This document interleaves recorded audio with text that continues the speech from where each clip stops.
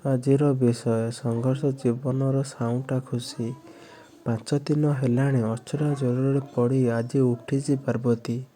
ପାଟିକି ପାଣି ଟୋପାଏ ଯାଇନି ତା'ର।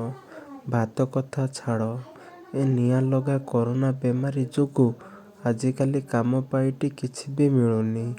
2-4 ଜଣ ବାବୁ ଘରେ ବାସନ ମାଜି ଗୁଜୁରାଣ ମେଣ୍ଟାଉଥିଲା, ସେ ବି ମନା କରିଦେଲେ। ଏ ନିଉଛିଣା ବେମାରୀ ପାଇଁ ସ୍ୱାମୀ ଛାଡ଼ିଗଲା। ଦିନୁ 2ଟା ଛୁଆଙ୍କ ମୁହଁରେ ରକ୍ତ ମାଉଁସ ଏକଖଣ୍ଡ କରି ଆହାର ଦେଉଛି। ଯେତେ କଷ୍ଟ ହେଲେ ବି ଭାଙ୍ଗି ପଡ଼ିନି କେବେ। ଏ 6 ମାସ ହେଲାଣି କାମ ନାହିଁ। ରୋଜଗାର ବିନା ସବୁ ଆଣ୍ଡ ଭାଙ୍ଗିଗଲାଣି ତା'ର। ଅଳ୍ପେ ବହୁତ ଯାହା ସଞ୍ଚୟ ଥିଲା ସବୁ ସରିଗଲାଣି ୟା ଭିତରେ। ଆକାଶ ଛୁଆଁ ବଜାର ଦର ଦେଖି ହାଲକ ଶୁଖି ଯାଉଛି ପାର୍ବତୀର। କେମିତି ବଞ୍ଚିବ, କେମିତି ଛୁଆଙ୍କୁ ବଞ୍ଚେଇବ, ଏ ଚିନ୍ତାରେ ଜ୍ୱରରେ ପଡ଼ିଲା ସିଏ।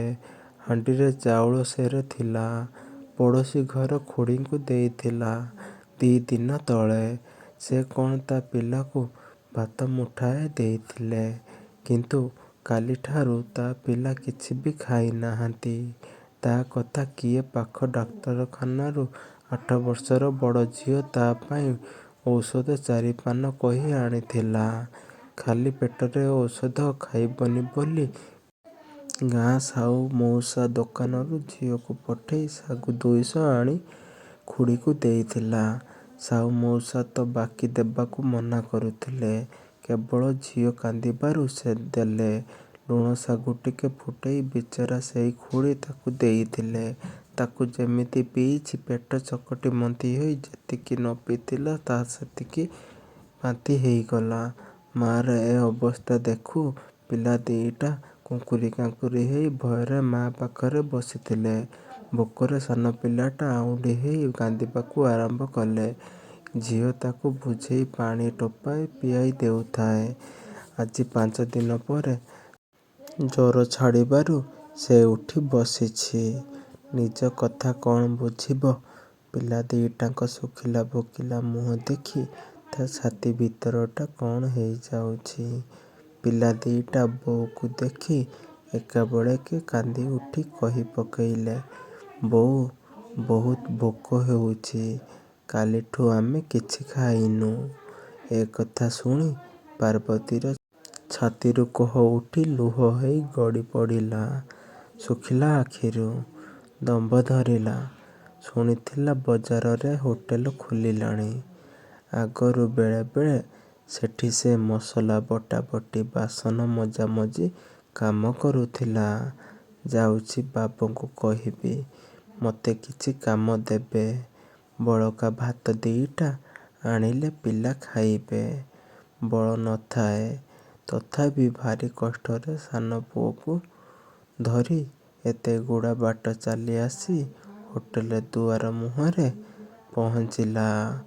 ମାଲିକକୁ ଦେଖି କହିଲା, ବାବୁ, ମୁଁ 5 ଦିନ ହେଲା ଜ୍ୱରରେ ପଡ଼ିଥିଲି।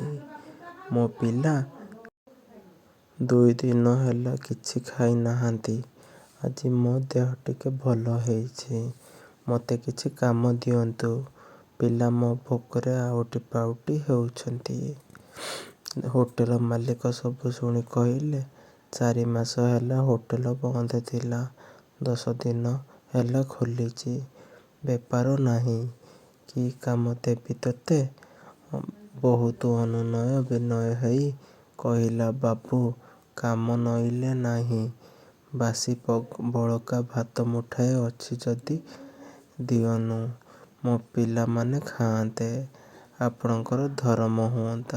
ସାନ ପୁଅଟା ପାଖରୁ କେତେବେଳେ ପଳେଇଛି ସେ ଜାଣିନି। ଦୂର ହୋଟେଲ କଡ଼ରୁ ତା' ପାଟି ଶୁଣାଗଲା, ବୋଉ ବୋଉ ଦେଖିଲୁ ଏଠି କେତେ ଭାତ। ସେ ଆଖି ଉଠେଇ ଦେଖିଲା ବେଳକୁ ଅଳିଆ ଖତଗଦାରୁ ଅଇଁଠା ଖଲିପତରରୁ ପାଖେ କୁକୁରର ଆରପାଖରୁ ତା' ଗଣ୍ଠି ଧନପଛର ଭାତଗୁଡ଼ାକ ବାଲୁ ବାଲୁ ଖାଇ ଚାଲିଛି। ମୁଣ୍ଡ ଝିମି ଝିମି ତଣ୍ଟି ଅଠା ଅଠା ହେଇଗଲା। ତା'ର ଲାଥୁକିନା ମାଟିରେ ବସିଗଲା ସେ। ଏଇଠୁ ସମାପ୍ତ। ଜୟ ହିନ୍ଦ।